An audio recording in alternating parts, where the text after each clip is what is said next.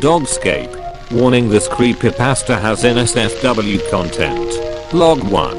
I awaken. I don't know it at the moment, but this day marks my 4th straight year of existing in the Dogscape. I push myself up from the carpet of writhing, twitching dog flesh beneath me, and rise to my feet, stretching in the morning sun. It took me a while to learn to balance on the layer of solid dogs that now blankets every inch of solid ground, but nowadays, I can walk and run as easily and as fast as I ever did on soil or concrete. Perhaps faster. This was a city once, I think, though which one I can't remember. I only owe my guess to the massive pillars of dogs jutting into the sky, perhaps ancient buildings now completely filled and overgrown by canine biomatter. I climbed one once, sinking my fingers and toes deep into the dog wall to gain purchase, and after hours and hours of climbing, I was rewarded with an incredible vista, fur and eyes, panting tongues and wagging tails, hugging the contours of the once barren land, and stretching in a single amoebic mass farther than the eye can see. Now I don't do that, though. Now I merely go about my day. I hike to the gardens, where the dog plants sprout up in bizarre shapes from the floor of the Dogscape, and reach up to pluck the fetal puppy fruits right off the wagging, energetic branches. I bite into the succulent flesh, the juices dribbling down my chin, and dripping down to be reabsorbed by the ground flesh, and revel in the savory taste. I'm thirsty, so I range until I find one of the mother mounds, and there I suckle at a teat patch until I've had my fill of milk. Sometimes, I see other humans around me, as well adapted to the Dogscape as I am, but I barely acknowledge them, say nothing. What, after all, is there to say? The world is different now. What meaning would our old words have? Free-ranging dogs are becoming rarer and rarer to see now, and those I do see seem as lost, as passive as I am. They too graze on the dog plants, step carefully over the undulating, bleeding dog floor, dimly acknowledge myself and one another. In the distant sky, and on the far horizon, I sometimes see massive forms sail, or crawl or undulate, and I wonder if in this new world, normal, singular, ambulatory dogs have become as obsolete as I am. Log 2. I dug down once. Down beneath the dogs. Beneath the hair and the ears and the barking. It was hard, and took a lot of planning. I had to destroy one of the dog trees with my hands, rip out the twisted, yards-long communal spines that served them as branches and lash them together with tendons and skin. But soon I had tools, pitchforks, spears, shovels. I picked a spot where the dog floor seemed shallower and set to work. The blood started spurting when my spear first broke the surface, and didn't stop for hours and hours and hours. I was drenched in gore and viscera, covered in flecks of bone and meat and brain. But I learned to ignore the sickening squelching sounds, ward off the smell, and just kept going deeper and deeper, spearing and levering out dogs of stranger and stranger size and build, dogs with 2 heads, dogs with human hands, dogs with writhing tentacles, where their back legs should be. Eventually, I came to the end of the dogs, or perhaps the beginning of whatever lies beyond dogs, an expanse of multicolored patchwork fur that extended as far as I could dig in any direction. I could pierce it with great difficulty, but it barely bled, and try as I might, I could only barely peel the skin away, revealing a layer of striated, grayish muscle beneath. It started to tremble as I watched it, shaking the very dog matter around me, and I realized that the Dogscape was beginning to regenerate itself, close in over me, seal me in. So I fled, climbing back up into the light. Log 3. The stream trickled warmly past the black leathery edges of the puppy mouth stream. The saliva waters churned as they flowed from the bed of the stream, lined with the everlapping tongues of eager, greeting puppies. To feel a rock on the shore is to find sharp milk teeth of weaned dogs, cast to the tufts of mange weeds growing into spits and banks. The head of the stream is split by a single mound of golden fur, like an upholstered boulder set with a large golden eye that swerves to see passing visitors. The waters will bubble and froth should the eye see you. The tongues lap nervous, loving greetings with gurgled lips. Log 4. The Dogscape. That's what we call it. Us humans that banded together, I mean. We sit around campfires and cook the whelps we collect from the dog trees. The only flammable material we have is the acrid fur that grows everywhere.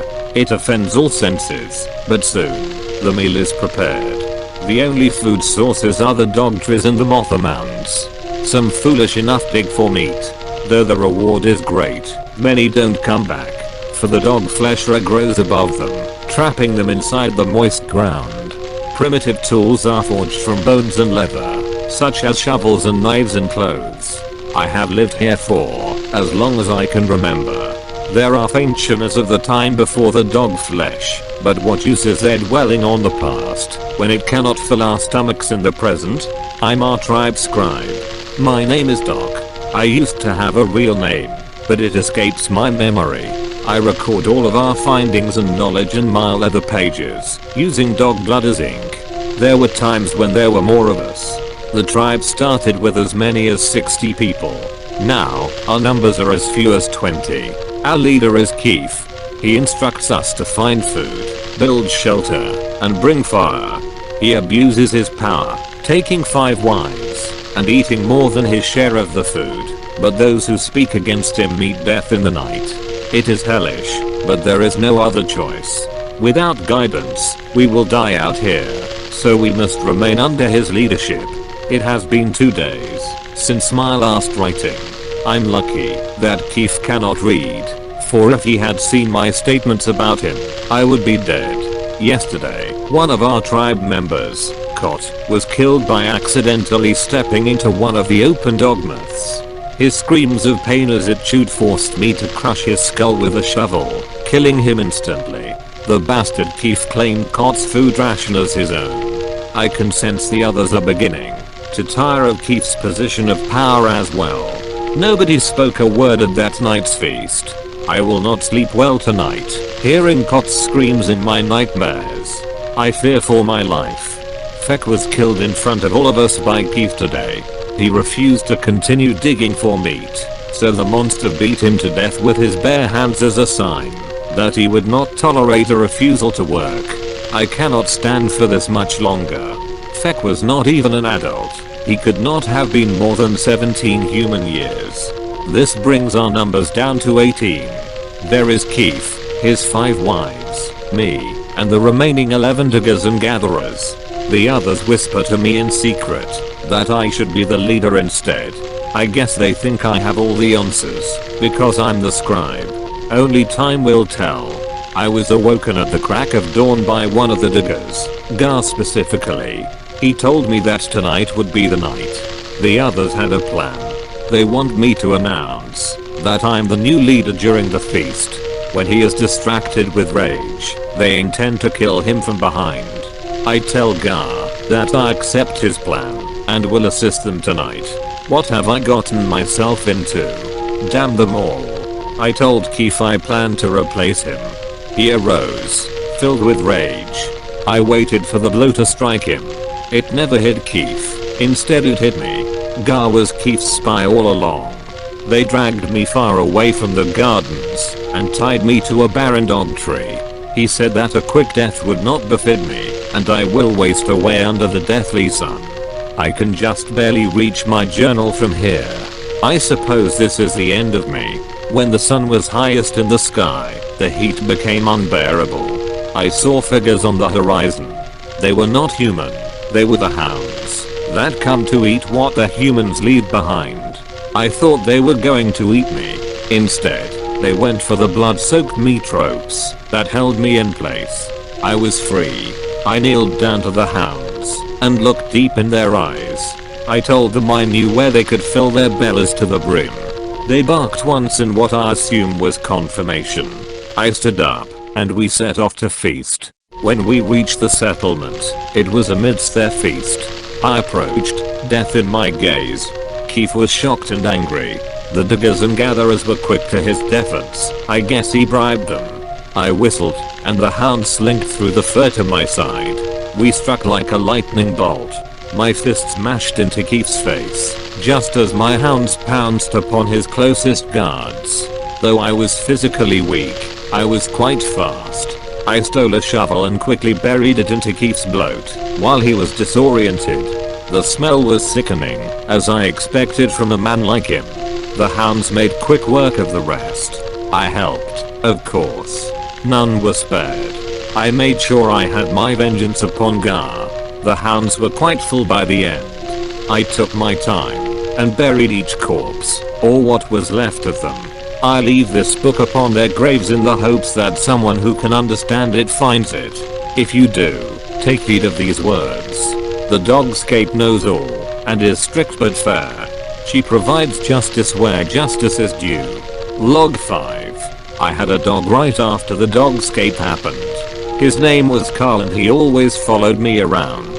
When I was almost dead from starvation, he got me dog fruits.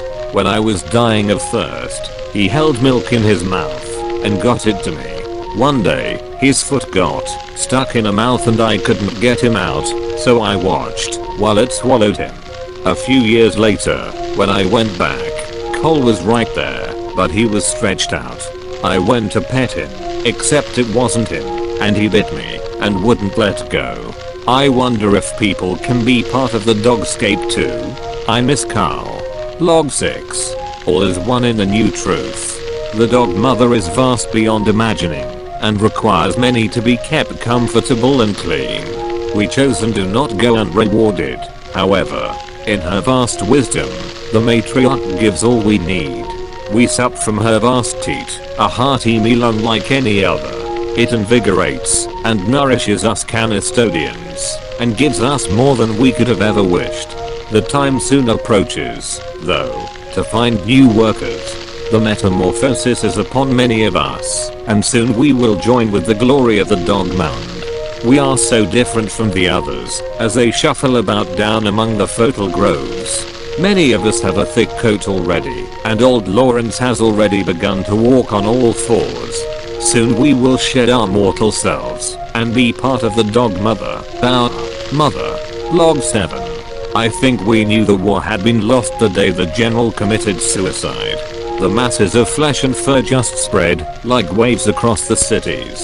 We found out that whatever it was drinking the oceans, and eating anything it came across. Airstrikes, tanks, bombs, it only slowed it down. We were living on borrowed time. It was unstoppable. I don't think it was until later that we noticed all the dogs were gone. And then at night, the howling. It was just too much. The former soldier's face streamed with involuntary tears as he remembered the events. He sat there, wallowing in his own emotions, telling his story to a skeleton he found. My unit, completely wiped out. I saw those tentacles, and those mouths. They tore them to shreds. I ran away, even when they called for help. It's all your fault. The dog tree shifted slightly. The many eyes growing around directed their gaze towards the psychopathic man. You ruined everything. You killed my friends, my family, got him everyone. He ran and stabbed one of the eyes with the bone fragment. A howling noise emerged, and a nearby dog tree swatted him several yards. He broke a few ribs when he hit the ground. He coughed a bit of blood, but got back up and charged again. This time he ran towards one of the open mouths around, and kicked several of its teeth out. It bit his foot in response, costing him a toe or two. He was so full of adrenaline he was incapable of registering any kind of pain. He beat and tore, and bit at the flesh with his bare hands, until he was knee deep in blood and gore. One of the tubes he tore spilled some sort of digestive fluid all over him. It burned, but he had to go on. He dug and dug with his bare hands until the ground started to close above him. He kept digging, until he found them, the heart and brain. He laughed at his fortune of finding both of them, so close to each other. He jammed his hands deep into the grey matter, disturbing the contents and slowly losing oxygen in his tunnel of meat. He gasped, and clawed at the heart.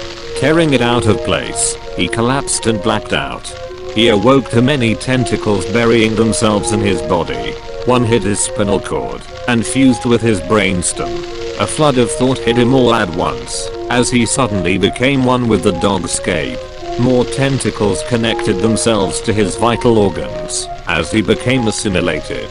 He saw through every eye in the lands, and he felt every single nerve on the planet. The healing factor continued tearing him apart, but adding new pathways and connections. It wasn't long until he was entirely consumed. His memories faded away as his brain was reorganized into replacing the one he had destroyed. Log 8. It's been 3 years and 2 weeks now since I met another human being. I know because I've cut a small notch in my left leg for every day, one in my left arm for every week, and one in my right arm for every year. Admittedly not the most effective way of keeping track of time, but when I started, I figured I'd be dead or this would be over before it really mattered.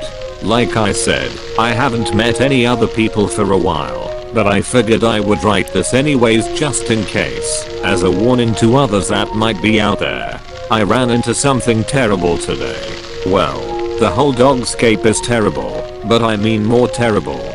I think even among the Dogscape, it's some sort of crazy abomination, since the feral dogs and the ground mouths didn't seem too fond of it either. And that screaming is not something I ever hope to hear again. But that's not the beginning. I'm sorry about this, the blood I'm using doesn't really come off the paper, and I can't waste any by throwing it away, and not even thinking about talking to other people for years has made me sort of bad at thinking in a straight line. But I'll try. Let me just start over at the beginning. The day started normally. It was my weekly gathering day, so I left my tent. By the way, I left the tent at the foot of the pillar of dogs in the direction of the setting sun, if you want it, but you probably won't, because the skin has probably gone bad by now, to collect the dog fruits I would need for the week and to fill a bag or two with milk.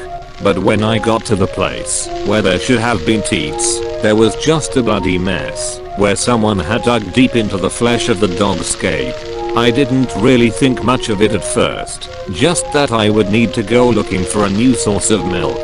Then I saw it. I thought it was another person at first. If I had stopped to really look first, I wouldn't have had any problems and I wouldn't be writing this right now, I guess. I started shouting to get its attention, and I did get its attention, because it turned to me, and then I realized that I had made a huge mistake. Thinking back, the really long arms and the twisty body probably should have been my first clue. But I didn't really see that anything was wrong until it turned towards me and I saw what I thought was the head was just a featureless lump of flesh. Its arms unfolded outwards, each arm ending in two canine legs, and the human face on its chest opened its mouth and started screaming. I figured it was bad news then, and made a mad dash for the nearest pillar of dogs, but it kept running after me, and it was much faster. Somehow, I managed to make it, and I started scrambling to climb out of its reach. I didn't get very far before there was a sharp pain in my leg and I looked down, and saw that it had bitten me with one of the many canine mouths along the arm things. I screamed as it pulled me down, but that didn't do much, and I probably would have died right then, if it weren't for what happened next. Out of nowhere, a mouth I didn't even see, when I started climbing the dog pillar bit down on it, and then one in the ground, and they started chewing at it, but that didn't really seem to hurt it, but it let go all the same. I ran away as fast as I could, but I could hear that screaming long after I was out of sight. I didn't sleep that night. Just before nightfall tonight, I felt like I had to make sure the Dogscape had killed it, and went to the pillar, but I saw no trace of it. But the notebook I tore this paper from was there, and I took that. So now, here I am. I'm not going to stay around here any longer after I finish this, but finding this notebook made me think maybe there are other people, and if so maybe I should warn them about things like this. So if you are reading this, good luck. Oh, also, I'm moving in the direction of the rising sun, so if you can read this you are probably another person. So if you go that direction maybe we can meet up, and be a little better off than we were. Log 9. Ticks are the only things that seem to like this place. They're everywhere. During the evenings I can see massive clouds of the bastards flitting across the matted surface, making the flesh of the Dogscape quiver as they drink their fill. Sometimes, candid legs of various size and deformity burst through the surface to scratch at them. It doesn't work. All the Dogscape gains are vast stretches of scar marks, which the fleas feed upon. Sometimes I rest on the side of a large outgrowth, only to realize it's a monstrous tick. They'll latch onto one of the deep arteries of the dog flesh and endlessly leech of the new world's lifeblood. I saw a man once. It was hot that day. I was making my way through a dog pillar and saw him in the distance. He wasn't moving, and as I approached, I saw why. He was covered in ticks. Not a single spot on him was clear. What little clothes remained on him were stretched over the fuckers. There was no wind, so all you heard was the faint scuttling of their tiny legs scratching against their ludicrously swelled bodies. He must have heard me, because he opened his mouth and tried to say something. His voice was raspy and his mouth was red, but he did manage to say one word. Itch. Log 10. Today is the 5th day of the 12th month of the 654th year. Ours is the final generation. After us, the Dogscape will be all that is left, and all remaining men will either absorb into Mother Dog or perish from this swiftly dying world. I have only a vague memory of my mother. Whether she was killed, stolen, or absorbed, I can't say. Really, no one is quite sure what happened to the women. Slowly but surely, they've disappeared, often vanishing in the night without any warning, and leaving no trace. Women are the only thing of any value in this world anymore, and the primary purpose of the tribe is to protect the group's claim to a woman, who is used for the benefit of all the members. Our tribe's woman was taken several months ago. The first month, we mourned her. She may have been a captive in many ways, but many of us could not help but become attached to her. The second, some of the men began engaging in homosexual activities with one another out of desperation. I'm sure that I was not the only one who realized that there was little meaning to our continued companionship, and that soon, the tribe would disband. This is the 3rd month since she was taken, and it's all falling apart. First, the elder was killed over a dispute. It was really just a confirmation that the unity of the tribe no longer existed, no longer had any reason to exist without the tribe's woman. And so, we began to drift apart. I know what will come next. When tribes dissipate, the members, alone and confused, come to depend on the mother dog for sex in much the same way they do for food, warmth, and shelter. Mother dog's sex organs dot the landscape like diseased, watering molehills in the dog flesh. The men find a sex organ to claim for their own and spend their days thrusting into it. Often, they find entrances near dog trees, fucking when they are desirous, and eating the fetuses when they are hungry. They have no reason ever to move from their mound. In this way, men forget the world around them and become obsessed with Mother Dog. Now not only a mother, but a lover too. It is their everything. It is common to see skeletons, either bare or being picked apart by dogs, their pelvises still pressing into a dog mound, surrounded by the still reeking stench of their own filth. Today is the 27th day of the 12th month of the 654th year. As I had predicted, the former members of my tribe have slowly but surely fallen into a degenerate lives as mound humpers. The desperate scum have forgotten their own humanity. Sickening. I vow never to fall into that disgusting state, and so I will walk this lonely, depraved dogscape, searching. It can't end this way, with all humanity uselessly masturbating itself into extinction. So I continue, knowing I may end up hopeless, utterly defeated by the dogscape. Today is the 2nd day of the 4th month of the 663rd year. I found a woman, standing, as if waiting for me, under a dog tree, her mouth dyed red with the blood from a dog fetus. At one time, I would have been puzzled to see a woman standing alone and unafraid. but I haven't come upon a tribe in years, and incredibly rarely does one come across a man who is not mesmerized with a dog mound. I suppose this must have been the biggest surprise to her, to have found a man who has not yet become a slave to mother dog. In any case, it's important not to take chances. So I grabbed her, forced her down, and fucked her right there.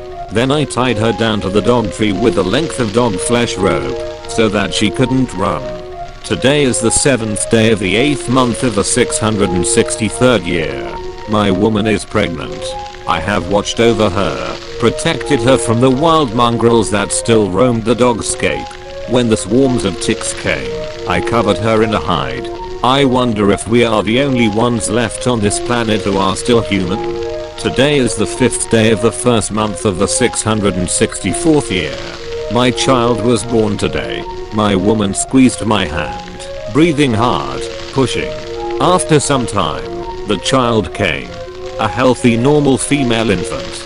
I saw that all my struggles hadn't been in vain, that our race did have a future, and I realized that I was crying. I held the child briefly, and then set it down, to reach for my blade, to cut the umbilical cord. No sooner had I set the girl down than a furry tendril shot out from the dog tree. With a whack, it wrapped quick around the umbilical cord, gripped it tight. As the dog tree sunk into the ground before me, I hacked at the vine, but it could not be cut. Next I went for the umbilical cord, tearing with all my strength to save my girl, but the vine had melded with it and converted it into the same strong substance. And so I could only watch in horror as the dog tree disappeared into mother dog, dragging my woman and daughter with it. I dug after them, ripped the dog flesh open enough to watch as the mutated dogs of the upper layers tore at the child's face. There is no hope for the human race. The Dogscape will not tolerate disloyalty any longer. And so, I commit myself to this dog mound, to become truly one with mother dog. What a damned fool I was forever thinking I could beat this world. Log 11. Galactic Calendar, Year 100, Day 1. We have arrived at the closest star system from our previous home. Our world was ravaged by war and we continued through space as nomads. We had searched for a hospitable world, and find this one to be to our liking. We had received signals from this planet that date back at least 700 of its rotations around their star. If they are anything like us, then generations surely have changed here. As we approached, I'm puzzled, for the planet appears much different than our records indicate. The planet is a brown color, not blue, and it appears to be alive in its own right. We will send a team down and investigate. Our ship reached orbit around the planet's singular moon. There we gave the crew a final review of the information we knew about the people of this world. Our main source of communication we have received was in the form of signals they called television. Our understanding of the language will no doubt appear primitive to the dwellers below. Though personally, I feel that something is odd. We had lost all communications from this world recently. The captain assumes it was because of their switching to a higher technology. They always talked about their newest technology, which looked more and more like a race that could enter that of other spacefaring peoples. I'm to go down with the rest of the team by the next day on the planet. Though I watch the now brown world and feel that something is wrong. Terribly wrong. Log 12. I don't know how many days it's been since I saw the last human. It's hard for the remaining survivors of the Dogscape. Women have all gone, and only a handful of men remain. But as I said, it's been days since I saw the last one.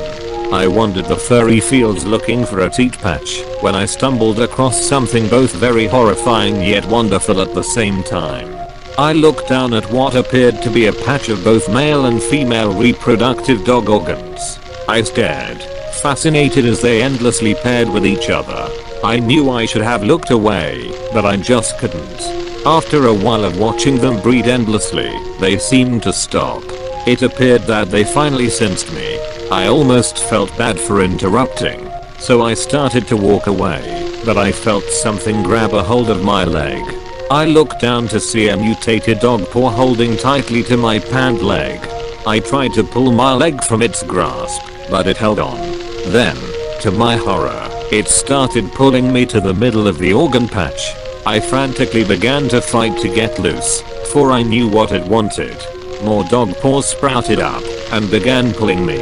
I knew I didn't stand a chance. I knew that I would be joined with Dog Mother in the end, so I silently accepted my fate. At least I would die happy. Log 13. While archaic tribal worship of the Dog Mother, in all its visible and fleshy glory, is the most common form of religion in the barbaric Dogscape, there does exist another mythology. One practiced only in distant, isolated pockets, and by a few of the older survivors. The exact details change from tribe to tribe, year to year. But the basics never change. It is the legend of the beginning of the Dogscape, the genesis of the world we know. It tells of a time when humans were plentiful and walked upon ground that wasn't alive. There is a god, or a demon perhaps. A dog that lived amongst the humans was even accepted and provided for by a human family. But it was no ordinary dog. This beast lived for over 50 years, while canines of the time rarely lasted more than a decade. It was greatly powerful, more in control of its owner family than they were of it. They say it went out at night and hunted human prey, bringing back large collections of bones as trophies to its home. But the humans tried to ignore it, convince themselves that it wasn't a problem. Soon though, as the origin dog reached a century of age, it became increasingly powerful and unlike others. There were more strange disappearances and even attacks during the day. Vehicles were found with deep bite marks through metal, and homes were burrowed into from below. The government of the time, many times more powerful than any chieftain of today, captured the hellhound. They performed experiments, tried to understand where it channeled its energy from. Progress was good. It looked as though even the secret to immortality could be gained from this dog. But accidents occur. The betrayer, as they call her, who worked at the government facility, felt sympathy for the god dog. She released him, and concurrently, the all-consuming hell, that is the Dogscape. The enraged beast no longer held any sympathy for humanity. As it thrashed recklessly through the lab, mutated samples adhered to its flesh, growing like a cancer. Soon, what would become the Dogscape was spreading like wildfire, its maw gnashing at everything that moved, its hide spreading over soil, stone, and sea. What is the name of this horrible demon? It varies, but they all come from a similar etymological origin, I believe. I've taken down names from all over the world. Armored, Mib, a duke. And yet, the dog mother is most certainly feminine. Well, it is said that the betrayer was in fact the first human assimilated into the Dogscape. Log 14. It's cold here. Jets of moist breath dot the landscape amid undulating hills. There are no proper dog trees, only short piles of huddling dog limbs. Teats are few and far between, and when I find one, I must work to coax the milk into a skin bladder. I move across the hills, my feet numb through the shoes I have fashioned.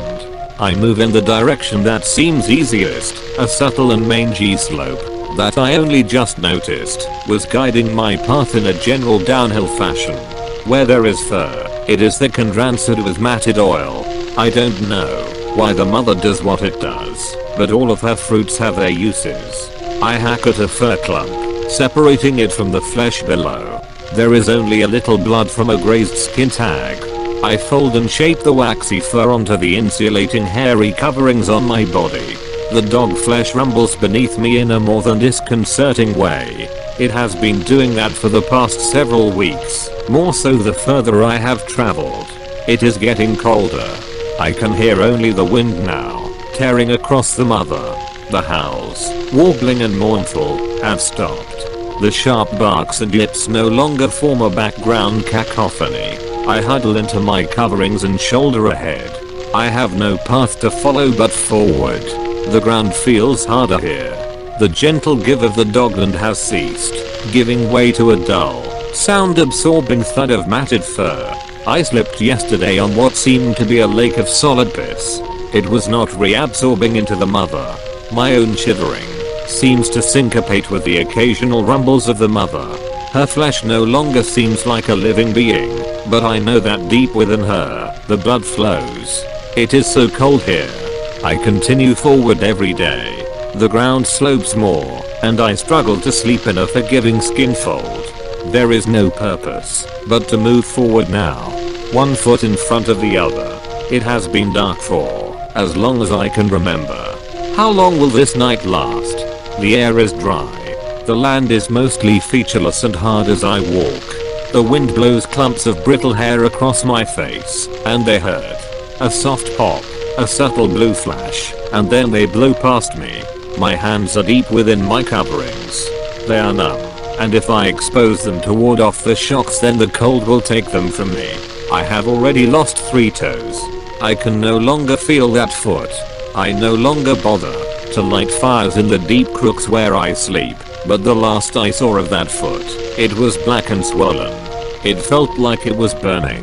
My travel is slow. I have heard soft, subtle tapping sounds, but when I investigate I find only dog claws moving against the ground. The rumbles have continued, and with them now come subtle rending sounds, like a mouth chewing on a bone. When the sounds intensify, I move faster. I don't know what causes them, but I do not think it is the mother. I have not found any teats in a long time. I'm thirsty, and my skin bladder is almost empty. I would kill my own parents for a fresh puppy fetus. I passed a small pile of humans, almost buried in billowing, dried fur. They were dead and desiccated. They looked like they were strong when they lived. I keep moving. There is only the road ahead of me. I do not know what it leads to. The ground shifted beneath my feet, and I pissed in fear. Not a mouth, but a great hard chasm of flesh and bone had torn open beneath me. A stinking humid burst of air bellowed out, then hung in a cold cloud around me. On my ass, I peered into the gloomy hole that had nearly swallowed me, but it was now still. I sat and contemplated it, breathing heavily, and thought of my empty skin bladders. Slowly, I could hear sounds several dozen feet below me start to play and echo in the cleft. A soft slapping, then a gurgle. I don't know how, but I knew that this was my chance for sustenance. I slid into the meaty maw. I climbed down a shorn slab of giant ribs, still red and moist, and finally landed on the steaming dark floor of the hole. It writhed beneath my feet. I felt around, not knowing what I was looking for, when my hands fell upon a thumping tube set into the meat wall. An artery. I grabbed it, pulling at connective flesh, and then bit at it. The blood shot out in spurts, and I drank my fill. I was covered in viscera. I struggled to fill my skin bladders. The cleft shuddered around me, and I knew I must leave it immediately. The walls were starting to hang tendrils of meat, feelers, to heal this damaged canyon. I exhausted myself climbing out, and nearly fell back in as I crested the edge of the crack, out into the cold night. The dog flesh slowly mended behind me as I panted on the hard ground. Before I left it, I considered it, and catalogued it. A stretch mark. The mother was still growing. I'm so weak, and it is so cold. My filled bladders of blood are gone, and the grey Dogscape stretches before me. I must make it to my goal, but I do not know what my goal is. I have walked for what seems like months in the darkness. I climbed down a huge mass of frigid dog flesh. It is like a great heap of small dogs, a pile of dog heads and legs, a mound of tails and torsos. It is cold and lifeless. A slow, low creaking can be heard deep within it. I grip an ear and lower myself to the bottom of the wall of dog, and my foot lands on something else. I gasp, then get caught in a fit of coughing. I don't know what I'm standing on, but it is not the mother. I feel queasy, nauseous. What could possibly be not the mother? It's frigid and hard, but I scrape at it, and bits of dandery coldness come up off of it. I hold them close to my face and my breath turns the stuff to water. I try to eat a handful of it, but it is so cold that it robs me of almost all of my remaining energy. The moisture trickles down my throat. It is good. I look behind me at the dog wall, with its exposed, frozen bones and happy looking faces, then ahead of me at the featureless dark. I'm too far gone to turn back now. I continue walking for hours, then sleep, then walk more. My footsteps are leaden. Finally, ahead of me, I see light. I make my way towards it, slowly, over the course of several hours. It is a beacon to me now, a bright, glowing, steady fire. As I approach, I see that the guiding light stands on a pole before a series of low dark structures. They are like solid walls of bone, but not. They are not of dog flesh. The billowing hair and cold, dandery water pile against the sides. I know that this is what I was destined for. At one end, near the light, is a dark panel set into the wall. On it are markings placed there by some person's hand, but I do not know what they say. Ace 1 and entrance. I shoulder against the panel, but it barely shudders. I try again, and again. I'm renewed with purpose by the discovery of this place, but I'm weak from my travel. I lean my back to the panel and slide down it, exhausted. My back catches against a low bar set into the panel, pushes it down, and then clicks. The panel gives way and I fall into the darkness within. I'm in a small dark, dry cave. It is alien to me. The wind blows debris and fur into the room with me. I look around. Strange dark masses seem to leer at me. There are soft white skins hanging on the wall, and more of the unusual markings everywhere. Procedure list, and keep closed, and warning and wear radio at all times. A bright red cylinder with yellow stripes is inside a small box. I reach for it, but my hands scramble against a clear covering across the entrance to the box. I look at my hands now. They are purple, and I cannot feel them anymore. Another panel is on the opposite wall, like the one I had opened. I move towards it feebly. I'm so cold. I pull on the handle set into the panel, but it does not move. A small red light flashes above it. I pull harder, but it does not move. I pull again, jumping, but lose my balance, and lurch to the ground. I smack my head with a dull thud.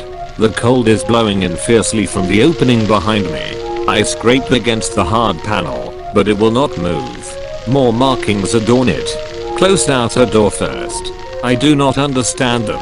I sit against the panel. My vision is blurry, and a trickle of my own blood seeps across my eye. I go to sleep there, leaning against the dark doorway. I sleep and do not wake up. Epilogue. My name is Charles Mountle, of Arctic Ice Station 1. The abomination is not here. It is too cold. Tigger and I are the last survivors. We are 14 nautical miles south of the North Pole, directly north of Vancouver. Triangulate our position, based on this radio signal. This message will repeat in 5 minutes. The radio broadcast the message again, as it had thousands, if not hundreds of thousands of times. A cold, dead, desiccated body sat huddled before the radio systems in a chair. At its feet lay the curled, dead body of a mutt.